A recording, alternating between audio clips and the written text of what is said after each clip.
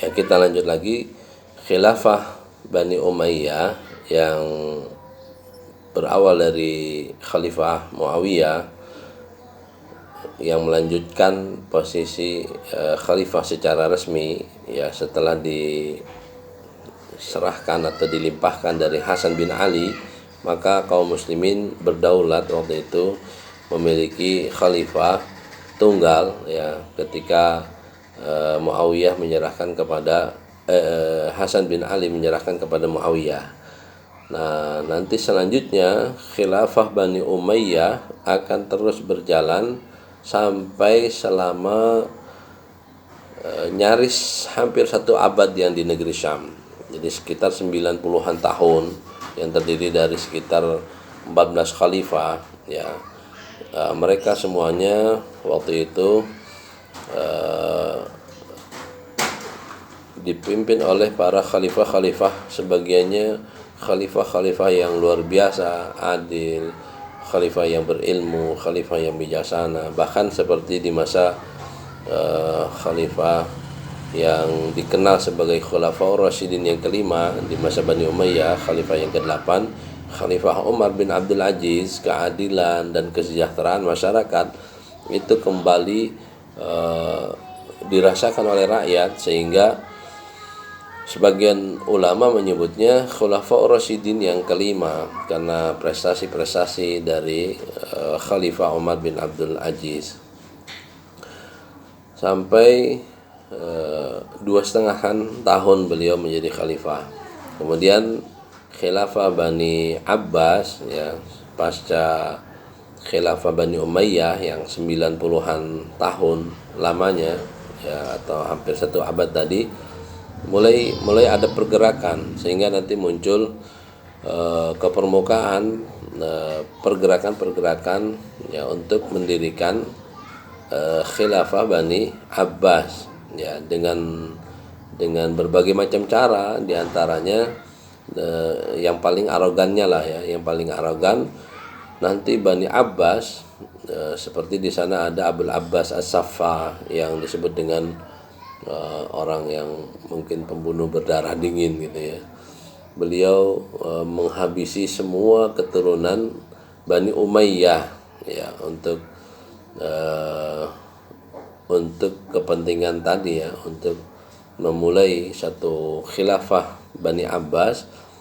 Maka keturunan-keturunan para pewaris tahta kerajaan Bani Umayyah satu persatu dihabisi, dibunuh, kecuali Abdurrahman Ad-Dakhil yang nanti berhasil melarikan diri ke ke Andalusia Spanyol ya, Spain, dengan berbagai rintangan menyeberangi menerjang berbagai gurun-gurun bebatuan, gurun pasir dan pegunungan-pegunungan. Maka beliau berjuang, akhirnya sampailah di Andalusia.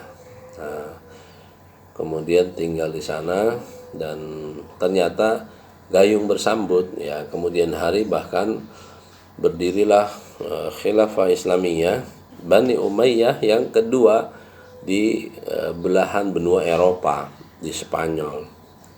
Ya, ini kan luar biasa, menjadi sejarah yang tercatat dalam buku-buku catatan sejarah ya, tentang Islam. Nanti sekitaran 300-an tahun atau 3 abad lamanya Bani Umayyah yang kedua ya di negeri Spanyol, dan tentu begitu banyaknya prestasi-prestasi yang akhirnya dilahirkan oleh kaum muslimin, para ulama-ulama, para sarjana-sarjana muslim. Nanti dalam perjalanan belajar sampai ke sana kita akan eksplorasi lebih jauh lagi, dan sebagian buku yang juga mungkin bisa dikoleksi, misalnya ada History of Arab ya, tapi ini ditulis oleh orang orientalis ya, orientalis.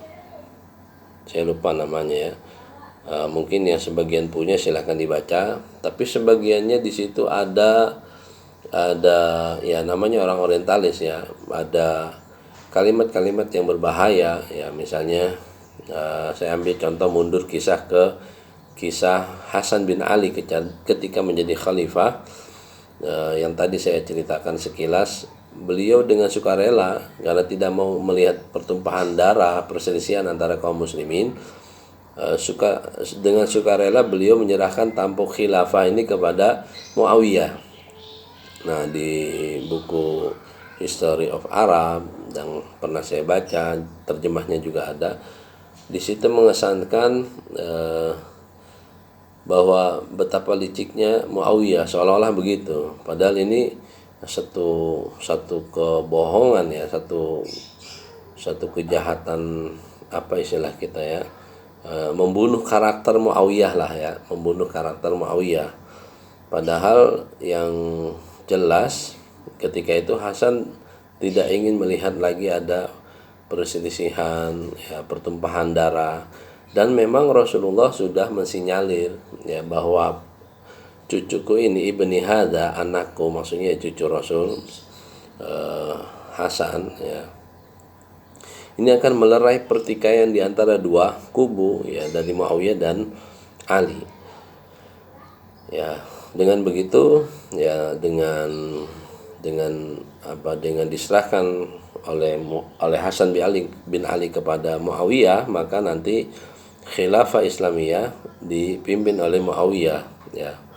Nah, di catatan tadi di History of Arab itu disebutkan seolah-olah Muawiyah mengiming-imingi harta kepada kepada Hasan bin Ali ya, seolah-olah mengiming-imingi harta kepada Hasan bin Ali. Dan di situ kan seolah-olah betapa rendahnya Hasan itu, hanya diiming-imingi harta kemudian menyerahkan khilafah kepada Muawiyah gitu.